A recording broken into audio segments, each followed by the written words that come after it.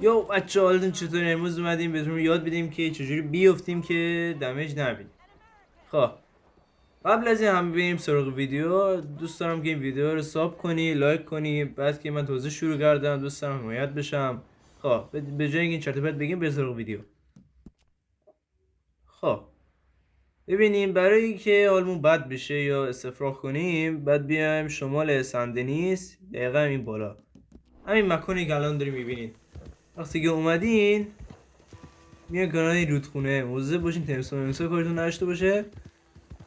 بعد وقتی که اومدین یه گیاهی میبینین که کنار بیشتر کنار باطلاقا روش میکنه. حالا اینا نگاه کنین،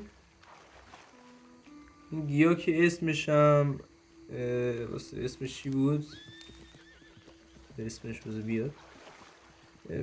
بلرش نم یه همجوری اسم داره، شما بودیم سوادتون بالاتر میفهمین چی میگم. این اگه بخورین یه لحظه واسین دیگه همین حالتون به هم میخوره.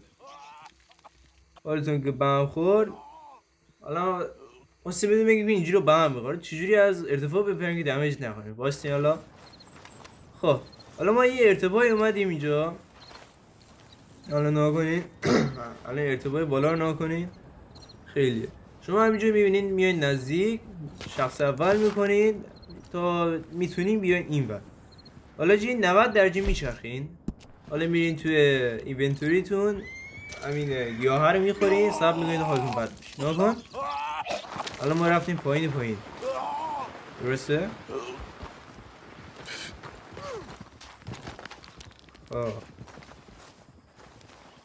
ارتفاع رو نگاه کنین، اینا اینجا ریدش